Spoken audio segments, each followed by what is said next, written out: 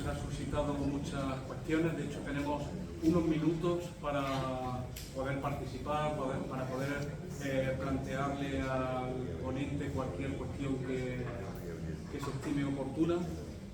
Así que tienen el turno ahora de palabra. Si levantas la mano voy otorgando los turnos de palabra. Hay una pedida, alguna más, dos, alguna más, pues tres. Hacemos un pequeño recorrido. Vale. En primer lugar, darle las gracias a Manolo, magnífica exposición, magnífica. Yo te iba a hacer una pregunta muy directamente relacionada con mi filosofía personal. Yo soy ya un jubilado con 67 años, universitario, toda la vida en la Universidad de Córdoba. Y a mí estos planteamientos filosóficos que tú has dicho en el 92 me surgieron 12 o 14 años antes que a ti en bachillerato, que es cuando se daba realmente filosofía, ¿no? Yo creo que has dado en el clavo, es decir, hay tres posturas, no hay más. Está el creyente, está el ateo y está el agnóstico, no hay más. No hay más postura, la intermedia, esto es como la izquierda, la derecha, la del centro, no hay más. Y a mí me abrió el camino, no sé, y no te lo he oído porque hablando de escepticismo, a mí me gusta más agnóstico. Agnóstico es no conocer y escéptico es prácticamente lo mismo. Pero el escepticismo existe también en la ciencia. Y aquí no se ha hablado de ciencia. Y yo creo que a mí me abrió el tema una cosa que se llama el método científico. Por lo tanto, entre creyentes y ateos está el método científico. El agnóstico, para mí, en la definición era siempre la misma. El agnóstico es el conocimiento humano hoy. Antes ya lo sabemos que no. Hoy seguimos sin saberlo, mañana no lo sé. Pero hoy el conocimiento humano impide saber si Dios existe o no existe. Hoy. Lo mismo que la verdad científica no existe. Me la tienes que demostrar. Y eso es lo que me ha hecho a mí a lo largo de mi vida, que alguien me lo demuestre. Ya voy cumpliendo muchos años, creo que me iré de aquí sin que me lo demuestre. Ni una ni otra. Ninguna de las dos me lo han demostrado. Entonces yo, partiendo de la historia que has hecho, a mí el tema de la orientación científica, porque he sido científico, entonces me hace mucho una tesis doctoral, y tú que has hecho alguna. Se trata de tener una hipótesis y tú haces tu hipótesis y yo no te voy a creer por la hipótesis, me la demuestras. Y al final tú en la tesis darás una conclusión. Sí. Y una tesis dirá que me he equivocado en la hipótesis o he dicho la verdad en la hipótesis. Y yo puedo repetirla para saber si es verdad o no es verdad.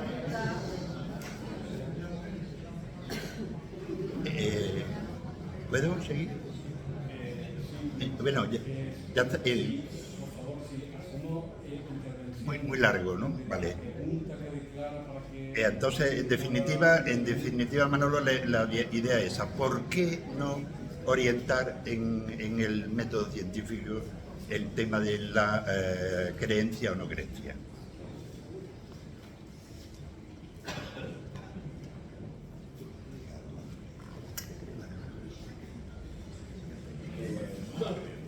Claro, después de esa me han suscitado 20 cosas diferentes. Es mío, ¿no? ¿Me oís? ¿Así? Es que si enciendo el piquido ese incomodísimo. Vale. ¿Por dónde empezar? Evidentemente el escepticismo es fundamental en el desarrollo de la ciencia. ¿De acuerdo? Como el comunitarismo, como la universalidad. Lo que ocurre es que nosotros estamos asistiendo en un momento, fíjense lo que les estoy diciendo, en el año 2024, que es el que estamos nosotros ahora, estamos sufriendo, desde mi punto de vista, una regresión como nunca se ha visto prácticamente, iba a decir, desde la caída del Imperio Romano. Y les voy a poner un ejemplo. No quiero que asuman dogmáticamente mis afirmaciones. Hay un historiador que ya murió, se llama Arthur Koestler, que escribió un librito titulado Los sonámbulos. Y la primera línea de ese librito, la primera frase que él escribe, dice lo siguiente, a ver qué les parece. Dice: el conocimiento solo puede aumentar, nunca disminuir. ¿Estamos de acuerdo, no? ¿Sí? Menos mal que se murió ese hombre, y algunos alumnos míos me están diciendo que no. ¿Por qué? Porque nosotros estamos viendo ahora, por ejemplo, un auge de posturas que son acientíficas. Por ejemplo, el negacionismo del cambio climático, los antivacunas, los terraplanistas, la asunción acrítica y estúpida de argumentos falaces, la propia posverdad, que consiste en creerse una milonga, a pesar de que uno intuye de que es una milonga, el clicar sobre un titular, no porque tenga avisos de realidad, sino porque es particularmente llamativo. En ese momento estamos viviendo nosotros. Por no hablar de que la paulatina pérdida de espacio en los currículos educativos de los contenidos humanísticos no están haciendo sino empeorar los mimbres básicos en torno a los cuales se organiza nuestra sociedad, que son muchos. Son el diálogo, la tolerancia, la democracia. Todo eso está sufriendo ahora un ataque corrosivo que está, desde mi punto de vista, debilitando nuestra forma de entender las cosas. Claro, la visión de Koestler, ese tipo que te decía que el conocimiento solo puede aumentar, nunca disminuir, es una visión muy optimista, una visión ilustrada, que considera que el progreso del conocimiento siempre va a ir adelante. Pero la historia demuestra que no es así. ¿Por qué? Pues porque los griegos supieron cosas del funcionamiento de los astros que van a desaparecer en toda la Edad Media y no se van a recuperar hasta Copérnico y Galileo. A pesar de que los compañeros medievalistas de esta casa digan que la Edad Media no es como pensamos. Claro, y luego, a mí lo que más me ha gustado, hay un concepto que yo uso en todas mis clases y que ya los que me conocen estarán aburridos, ¿no? Que es el concepto de horizonte. A mí me encanta el concepto de horizonte.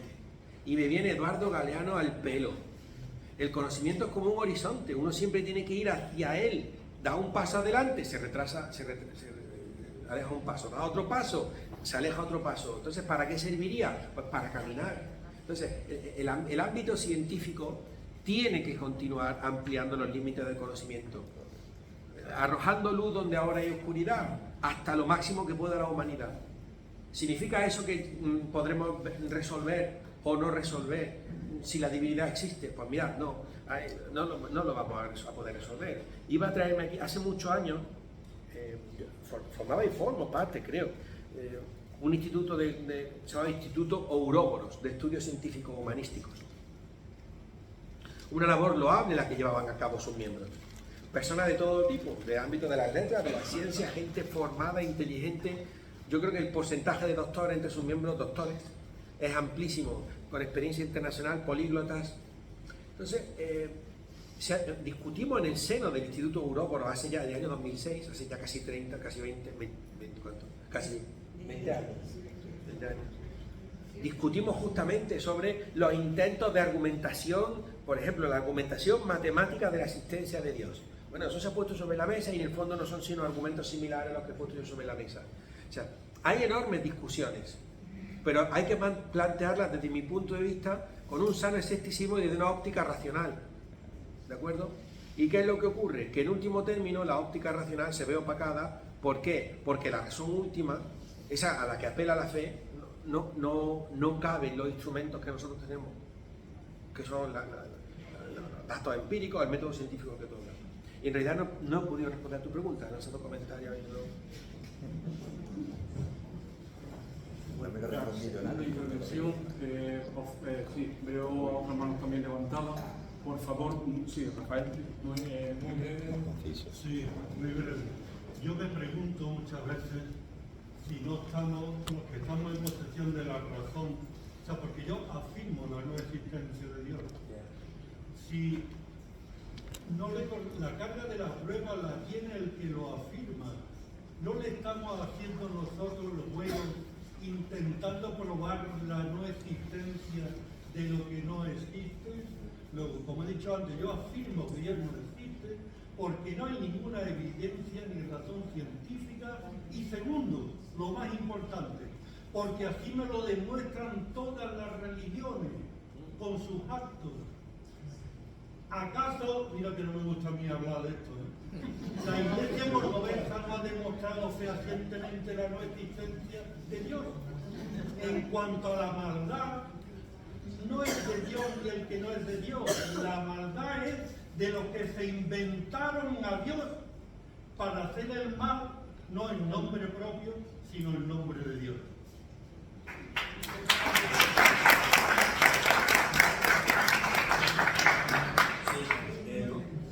Claro, ahí primero debo decir que un escéptico creo que no sería ateo, porque el ateo niega, entonces niega con rotundidad. Entonces, claro, el escéptico dice que no estoy tan seguro.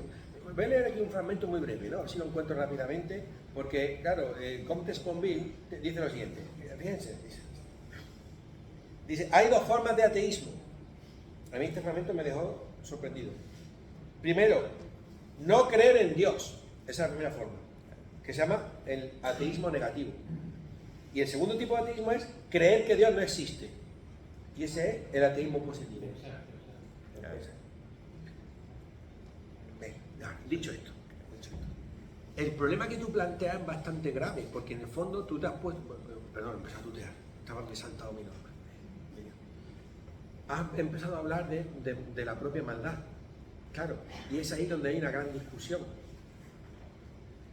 La discusión viene ya desde los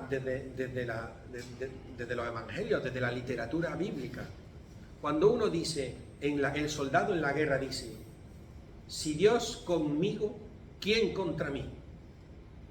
Si nosotros asumimos eso como real, claro, eso le da una fuerza extra al que está en la trinchera. Pero que está enfrente dirá lo mismo. Pero y aquí viene la clave que a mí me preocupa. Cuando uno piensa que Dios está con uno mismo, el que esté en contra de ti no solo está en contra de ti, sino que está contra tu propio Dios. Por lo tanto, a tu enemigo lo puedes machacar sin piedad, cruel y despiadadamente. ¿Por qué? Porque están no solo en contra de ti, sino en contra de tu Dios. Que claro, que en prácticamente todas las religiones es inasumible. ¿Me estoy explicando? Claro. ¿Me puedo ir por peteneras? Que es que lo que me apetece. No me digáis que no. No hay analogía alguna, ¿eh? No hay analogía alguna. De hecho, olvidemos el comentario, pero mi mujer a veces me lo reprocha, y es lo siguiente. Por ejemplo, en clase de filosofía lo más frecuente es hablar del genocidio judío y de la Segunda Guerra Mundial, porque es muy cómodo para establecer el bien y el mal moral, ¿de acuerdo? Pero hay una cuestión que yo no puedo evitar, y es el sufrimiento del pueblo alemán en la guerra. O sea, el alemán, que desde un punto de vista, ¿cómo explicarlo? Desde un punto de vista ramplón, es el malo de la película, porque estamos muy acostumbrados a tener visiones muy polarizadas, los vaqueros y los indios, los buenos y los malos, ¿de acuerdo? Pero el pueblo alemán que sufre, que es bombardeado, que mueren por millones, no lo tenemos en cuenta, ¿o sí? No lo tenemos en cuenta. Entonces, ¿por qué lo pongo sobre la mesa? Porque a mí una de las reflexiones intelectuales que yo llevo a cabo y que no paro de pensar es el sufrimiento tanto de los que son los que se supone los buenos como de los malos de la película, en este caso. No sé si me explico. Entonces, claro, cuando los británicos bombardean Dresde el 11 o el 14 de febrero del año 1945, con Alemania derrotada, Dresde, que era una ciudad sin valor militar y es arrasada, que no saben si murieron 25.000 personas o 200.000, y nunca se sabrá. En 24 horas de bombardeo, eso es una crueldad, y hay que ponerlo de manifiesto. Entonces, vamos más allá. Cuando los norteamericanos bombardean Hiroshima, tirando una bomba atómica, matando población civil, ¿eso está justificado? ¿Qué pasaba? con las víctimas, con los muertos, con los japoneses que mueren allí, población civil inocente.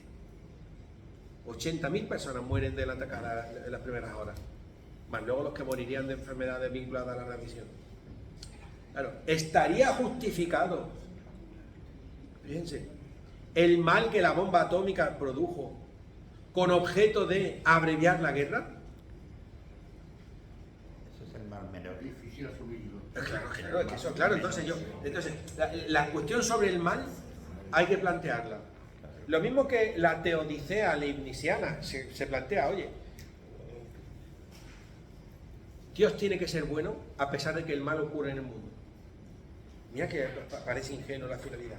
Pues sobre el mal también hay que pensarlo. Y hay que huir de las explicaciones que son demasiado infantiles, demasiado polarizadas. Mi niño, cuando se golpea con una mesa, dice, ¡ay, la mesa mala! Porque para él es el bueno y cualquier cosa que le haga daño es lo malo. Pero es que en realidad la vida nunca es tan clara. No es blanco y negro. Evidentemente nosotros siempre estamos, es una cuestión muy filosófica y eso es incómodo. Pero hay que ponerlo sobre la mesa.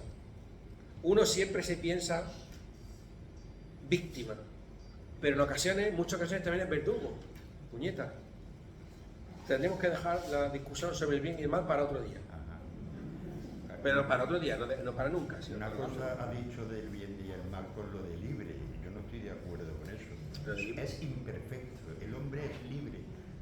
¿Existe el mal porque el hombre es libre? No, el hombre es imperfecto, no libre. Bueno, hay 3 palabras pedidas más. Pues continuamos. ¿Sí? A ver, 3 apuntes muy breves, en lo posible. Por empezar por el principio sobre la predisposición del ser humano a la espiritualidad, con la que empezaba. Yo ahí tengo dudas. Creo que la distinción sería previa, y es que el ser humano, digamos que es el primer animal con autoconsciencia. Que eso después pueda llevar al punto a la muerte, ya por ahí podemos derivar, pero me parece que la cuestión de la conciencia de sí es previa a esa pretendida espiritualidad nativa del ser humano, por un lado. Por otro lado, respecto de los intentos de argumentación, tanto a favor de la existencia de Dios como de lo contrario, obviamente todos esos intentos están basados en una lógica que no es otra que la lógica humana, no puede ser otra. Y la lógica humana, a su vez, yo entiendo que está de alguna manera limitada por lo que somos. Es decir, digamos que el ser humano no puede tener una lógica más que la que tenemos, por las propias características psicobiológicas del ser humano. Y por tanto, cabe pensar que no sea la lógica con mayúsculas, es decir, que pueda existir otra, o en cualquier caso, que no sea una lógica perfecta. Con lo cual, todo el edificio que se construiría, en este caso, de cara a la demostración de Dios, habría que ponerlo un poco en cuarentena, si no por otro, quizá por ese motivo. Y por último, para no extenderme, respecto de la posible explicación de la existencia o no de Dios, uno de los argumentos es que, claro, si no se explica el mundo. Yo entiendo que hay, si no una explicación, por lo menos un atisbo de explicación física del mundo, para mí estaría relacionado con lo que se llaman las leyes de la termodinámica. Es decir, el mundo tiene un sentido y el sentido que además, en fin, se puede poner incluso ejemplos triviales. Uno tiene una copa de cristal, la tira al suelo, se rompe y eso es mucho más fácil que llegar de la copa rota a la copa que teníamos antes. Por tanto, el mundo tiene un sentido determinado por cuestiones energéticas, por cuestiones termodinámicas. ¿Qué sentido es? Físicamente yo diría que es el caos, desde un punto de vista físico, obvio. No estoy hablando ahora desde un punto de vista filosófico. Lo que quiero decir es que caben explicaciones físicas del mundo, que a lo mejor no son las únicas, pero caben. No me vale como argumento que la única manera de explicar el mundo es a través de Dios. Hay otras posibilidades. Física, química, biológica. Sí, está tiradísimo el comentario. Vamos por orden. Sobre el cerebro del Homo sapiens. Lo que parece que hay cierto acuerdo a día de hoy es que esa evolución, ese cambio, permitió una mayor adaptatividad las primeras especies, de los primeros individuos, ¿de acuerdo? Cohesionaba el grupo, o sea, cuando uno tiene ciertas creencias, yo qué sé, cuando aparece la primera figura, cierto animismo, yo qué sé, cohesiona el grupo, permite una mayor reproducción y por lo tanto es una de las razones por las cuales probablemente tuvo más éxito adaptativo y evolutivo el Homo sapiens que el Neandertal, ¿de acuerdo? El comentario de la muerte es tremendo, además viene formidable, porque cuando nosotros explicamos el nacimiento de la filosofía, yo en clase siempre explico lo canónico. ¿Qué es lo canónico? Pues es una cosa un poco imprecisa, ¿no? El famoso paso del mito al logos, ¿no? El mito al logos. No, tranquilo, que no se lo voy a repetir. Pero es muy bonito de explicar, ¿no? Como de una explicación mítica se pasa a una explicación racional, ¿de acuerdo? Que eso no es verdad, porque no es un tránsito, no es un paso que uno lo dé de una forma abrupta, sino que fue un proceso que ocupó décadas, sino siglos, bueno. Pero también me gusta explicarlo de la otra manera, ¿no? Una manera antigua también, que la filosofía nace por 3 motivos. Por el asombro ante la realidad de la naturaleza y de las cosas, por la duda, que es ese componente escéptico que está, yo creo, inserto en la naturaleza humana, de ahí que el escepticismo no haya desaparecido, como si desapareció el platonismo, el aristotelismo, el neoplatonismo, el humanismo, todo eso ha ido desapareciendo, el escepticismo no. Y tercero, la muerte. La muerte es la gran cuestión que diferencia al ser humano del resto de especies animales de este planeta. No solo por la autoconciencia, es que aquí hay cuestiones, y yo lo pongo sobre la mesa para ulteriores debates, que estoy dispuesto a acelerar aquí si les apetece. Por ejemplo, la muerte encaja en el tercer principio ontológico, el famoso principio de tercero excluido, que los que me han suscrito tal vez lo recuerden. ¿Cómo se definía el principio ontológico de tercero excluido? Pues te dice que todo ente o es P o es no P, no cabe tercera posibilidad. Siendo P cualquier ente que se pueda predicar. Por ejemplo, P es polígrafo, ¿no? Pues todo ente o es, pues no, lápiz o es no lápiz, evidentemente. ¿Por qué no cabe tercera posibilidad? Porque todos los entes del universo o son P o son no P. ¿Qué ocurre? Que el único que es P es este. Todo lo demás, nosotros, esta clase, la filosofía, Manuel, Miguel Ángel, todos, seríamos no P. Y ahora, ¿a dónde quiero llegar con esto? ¿Por qué digo que la muerte encaja en el tercero excluido? Porque la muerte hay 2 maneras de entenderla. Aquellos que piensan que es el fin, materialistas, ateos, etc. Aquellos que piensan que no es el fin. Y como no cabe tercera posibilidad, uno está equivocado.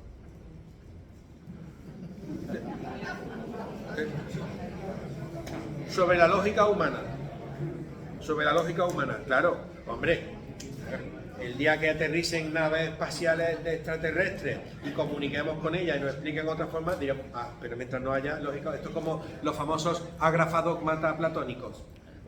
Se cuenta que Platón, las obras que se conservan, los diálogos, eran obras exotéricas, o sea, que estaban destinadas afuera de la Academia Platónica, para distribuirlas por ahí. Pero que lo que él enseñaba, lo enseñaba en secreto, las obras esotéricas jamás las conocimos, porque se perdieron. Entonces, esos son lo que se llaman los agrafadogmata. Ágrafa es, no está escrito, y los dogmas no escritos. Pues por eso no podemos discutir lo que esté fuera de nuestra lógica, no podemos discutirlo. Voy más allá. Si a 150.000 años luz hay una civilización maravillosa que yo que sé que vive, que está y que piensa, pero nosotros no tenemos acceso cognoscitivo a esa civilización que más nos da. Lo que está fuera de nuestro acceso cognoscitivo, o sea, de nuestros sentidos, que son poderosísimos, porque tenemos máquinas que los aumentan hasta el infinito, desde grandes telescopios hasta formidables microscopios. Si queda más allá de nuestra razón y de nuestros sentidos, es como si no existiera. Lo planteo de otra manera. ¿Los rayos X existían en el siglo X? Pues no, porque no se sabía. Estaba fuera del marco intelectual y racional de los individuos del siglo X. Ahora, los rayos X es un buen ejemplo. Sí, ese mismo. Con el paso del tiempo, con el devenir, llegamos a conocer los rayos X y entonces ya forman parte de nuestro conocimiento. ¿De acuerdo? Y lo de las explicaciones físicas. Eso es que lo he explicado mal cuando hablaba Spinoza. Recuerden a Spinoza. Deus sive natura. Dios o la naturaleza. El Dios de Spinoza que le cuesta la expulsión veo que les importa el sentimiento, pero eso es muy grave para un judío.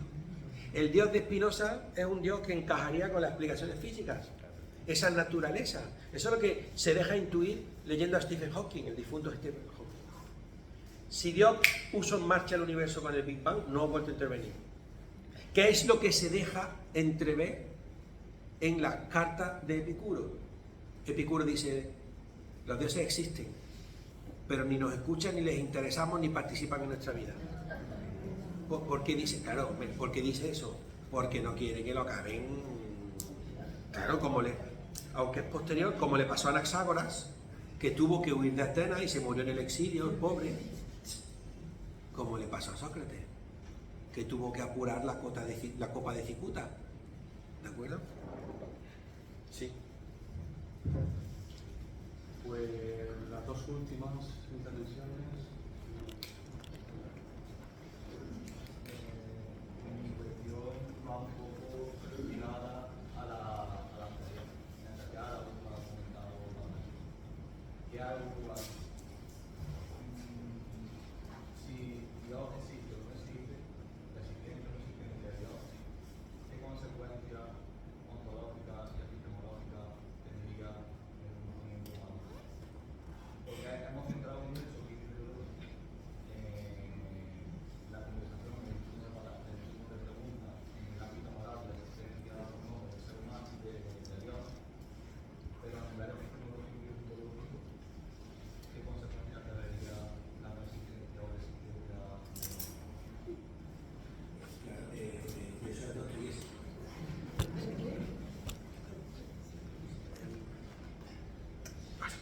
Me la hace ahora. Muy bonita esa pregunta. Podríamos empezar de cero ahora. Vamos a ver, cuando es en Crimen y Castigo, creo. En Crimen y Castigo, Dostoyevski, por cierto, Tolstoy, que era un rival, no enemigo, pero sí rival de Dostoyevski, por último muy buena persona, Tolstoy, se muere en una habitación de un jefe de estación, en un pueblo perdido, lejos de su casa. Y se muere con 2 libros encima de la mesa, con este y con Crimen y Castigo de su archienemigo o archirrival. Dostoyevski dice en Crimen y Castigo, dice, si Dios no existe, todo está permitido. Claro, en los hermanos Karamazov, que por cierto a mí me gustó más que Crimen y Castigo. Cuando el hermano mediano tiene esas discusiones con el diablo, porque en el fondo tiene una fiebre y entonces está discutiendo consigo mismo, ¿de acuerdo? Tal y como yo lo veo. En los hermanos Karamazov, cuando dice si Dios no existe, todo está permitido, lo que pone sobre la mesa es una discusión de corte ético, que sería no responder a tu pregunta, porque la pregunta que tú planteas es las consecuencias de corte ontológico.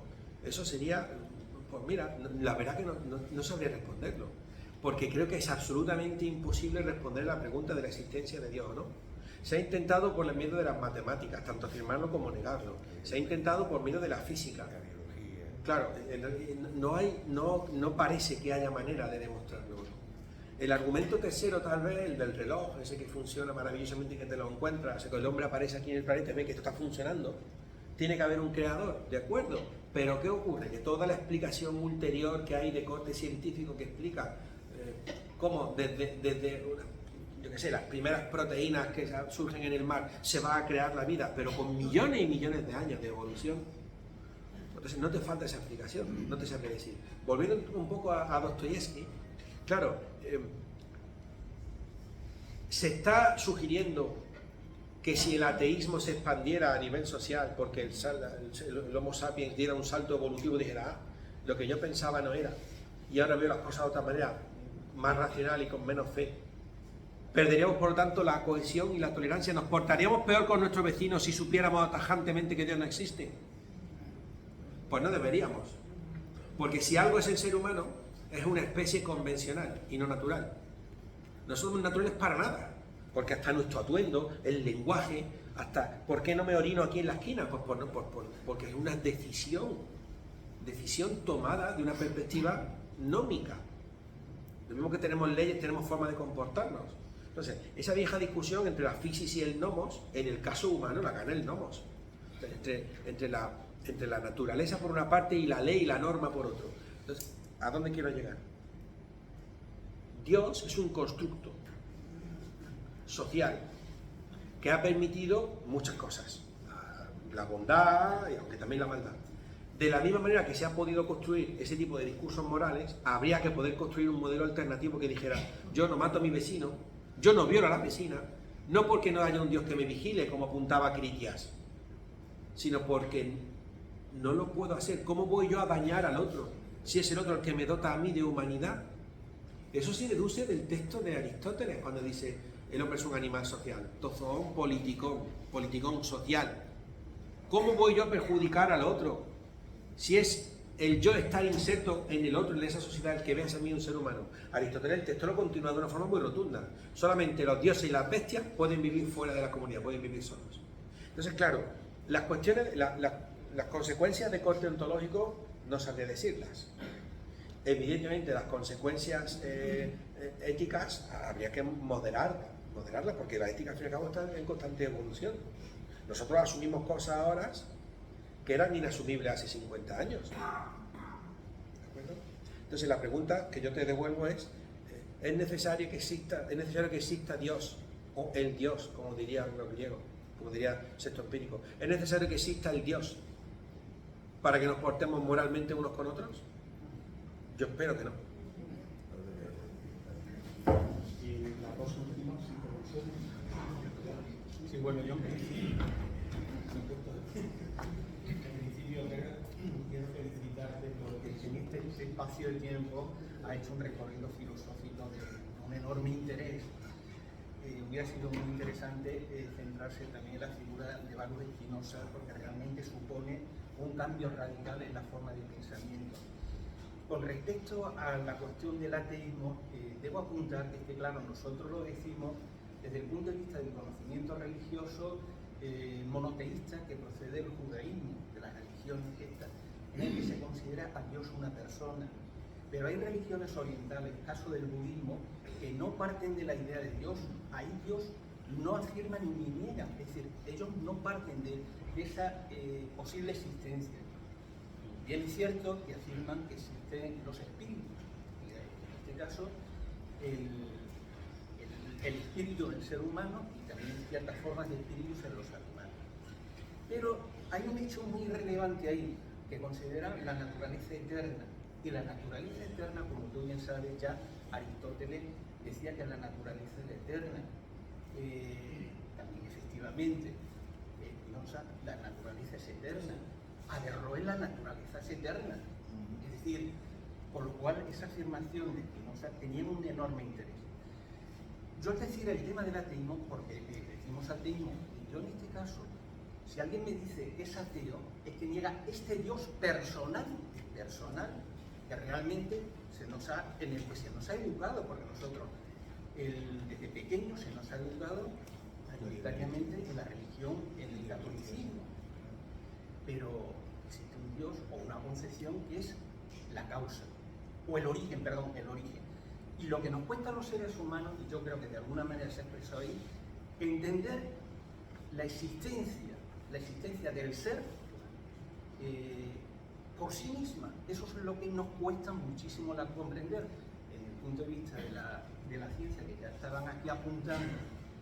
Claro, digo una frase porque básicamente es un pensamiento de Einstein, es: la materia ni se crea ni se destruye, se transforma. Nos cuesta muchísimo entender que la materia existe por sí misma. Eso, efectivamente, es que el pensamiento humano tiene unos límites muy fuertes. Y efectivamente, lo que tú has dicho de tu hijo, la concepción animista de los niños y la concepción animista de los seres humanos es algo que pervive en nosotros. Y la percepción, el pensamiento causalista, cuando los niños también, junto al mal, el niño choca con algo, dice malo, es decir, ya le está enjuiciando, también el niño, ¿esto por qué? Ese pensamiento pervive en el adulto. Bien, yo tras esta exposición y te agradezco, te quiero hacer una pregunta para cerrar. ¿Cuál es el dios de los animales? No, oiga, existen animales. Nosotros somos una especie. ¿Cuál es el dios de las especies animales? Es una película, ¿no? Ahora no me acuerdo si era Píndaro. Píndaro me parece que... Ahora te lo tendré que mirar. Y mira que luego son clásicos. Voy a empezar por el final. Muchas gracias. Tenía un viejo compañero aquí.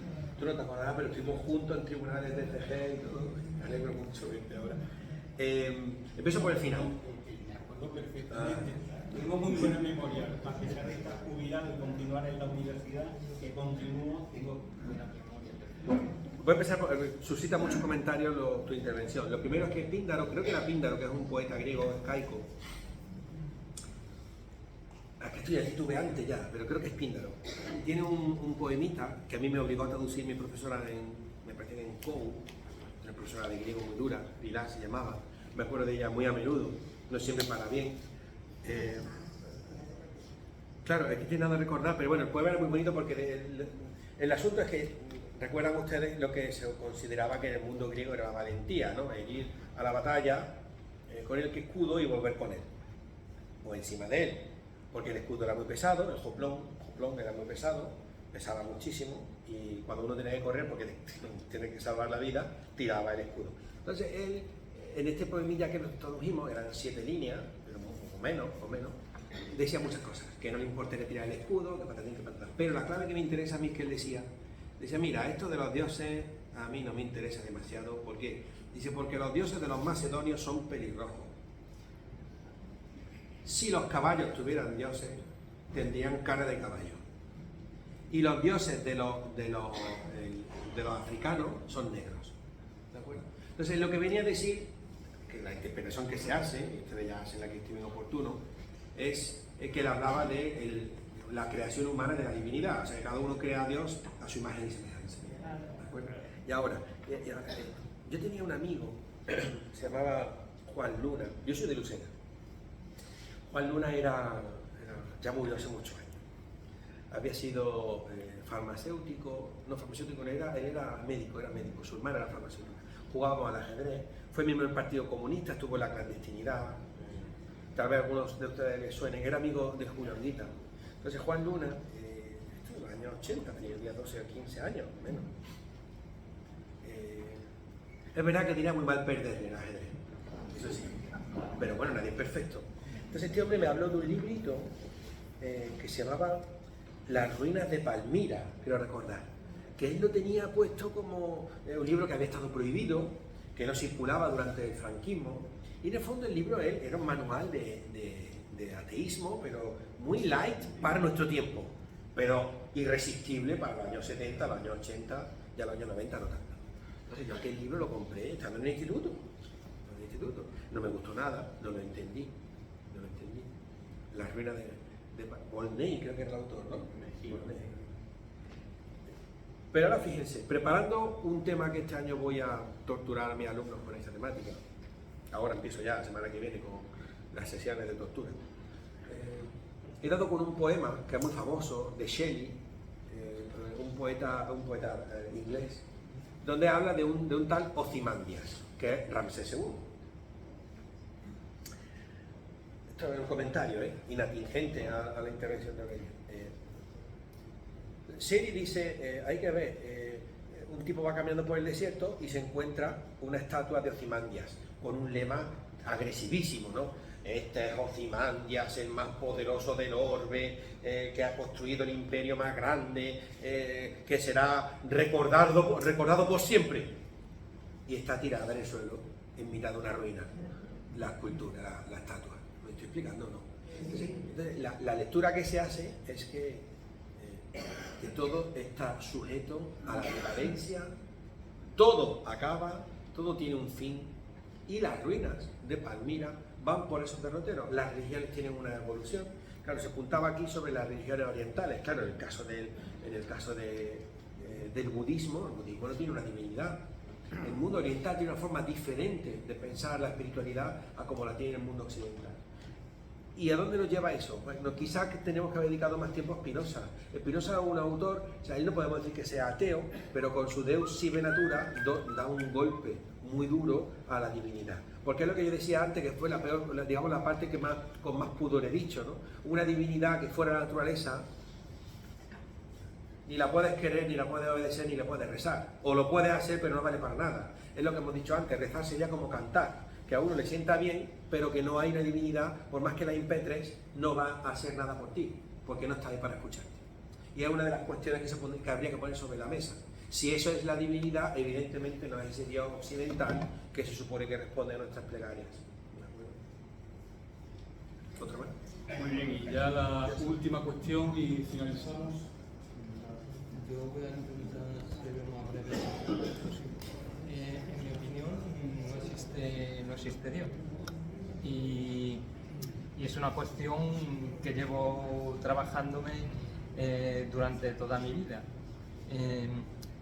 Para mí me intento basar siempre en el conocimiento y en este momento, como está la sociedad, hay bastante conocimiento para no tener que depender de una invención que en su momento pues haría falta o la gente la vio mucho más fácil que estudiar o que investigar o que pensar que era cierto unas cosas y pensó que creer en algo dogmático o eso era más sencillo para vivir.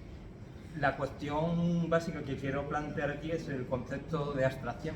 Cómo la religión, al aparecer o inventarse, abstrayó el ser tanto por arriba como por abajo, para mi entender, y empezó a hacer una cosa dogmática, religiosa, sea de creencia, de todo tipo de creencia, y inventó Dios.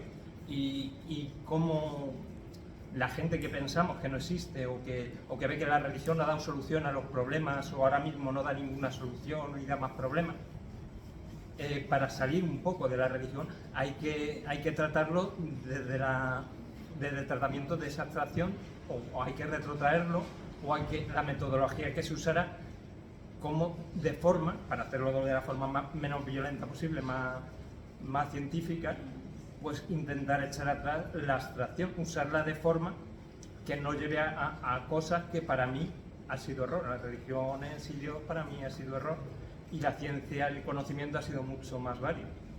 Y eso plantear que es la cuestión de la abstracción que llevó de un pensamiento en un principio normal a abstraer las cosas y sobre todo el ser, la conciencia, los niveles de conciencia. Eso responde un poco a lo de los animales que decía Eureka, ¿no?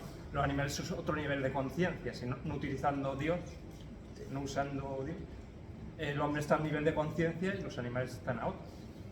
Que puedes comunicar o no comunicar, o estar de acuerdo o no estar de acuerdo, pero que es lo que interactúa son los niveles de conciencia tanto del ser humano como de los animales. Yo lo dejo.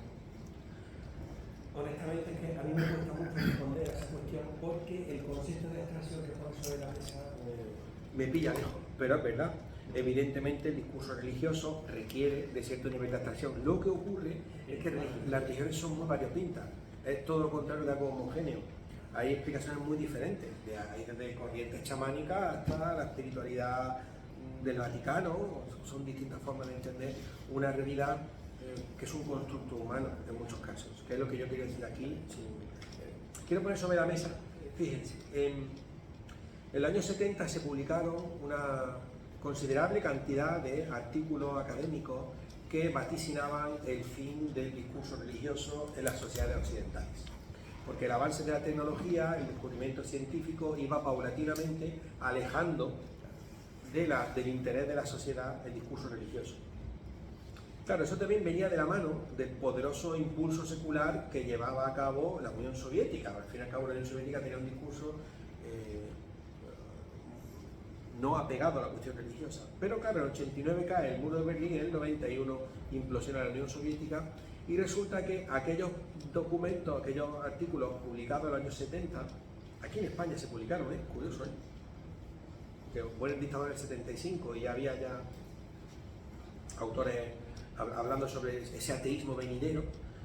Con la implosión de la Unión Soviética, de los últimos 30 años, hemos visto no un aumento de la presencia, por ejemplo, en las misas dominicales, pero sí un aumento de cierto discurso espiritual y religioso. que ha venido de la mano, por cierto, desde mi punto de vista, involuciones educativas. Sobre todo, por ejemplo, en Estados Unidos. En Estados Unidos, que se creía que se había superado determinado discurso en los años, a principios del siglo XXI y al final del XX, hubo de nuevo discusión en algunos estados, que por cierto se han llevado a cabo, sobre si permitir explicar junto con la teoría darwiniana de la evolución determinados conceptos vinculados al diseño inteligente o a teorías de corte religioso. ¿Me estoy explicando? Entonces, claro, eso sería de nuevo, desde el punto de vista científico e intelectual, ciertamente una evolución, pero decenas de miles, puede que centenares de millones de niños en algunos estados norteamericanos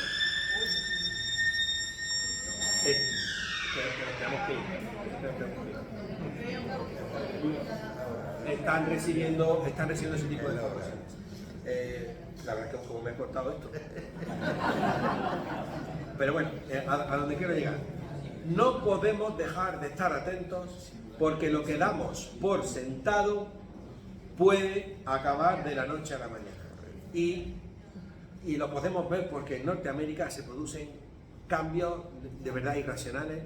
Lo pudimos ver con la propia epidemia. Hubo enormes discursos que se plantearon a nivel público que negaban la evidencia empírica, la evidencia científica, y que la gente los asumía como tales. Entonces, frente a eso hay que estar atentos y no queda más que, desde mi punto de vista, apostar por la cuestión educativa y tratar de enseñar con un adecuado contenido humanísticos, un poquito de pensamiento crítico y un sano escepticismo. Muy bien, muy bien.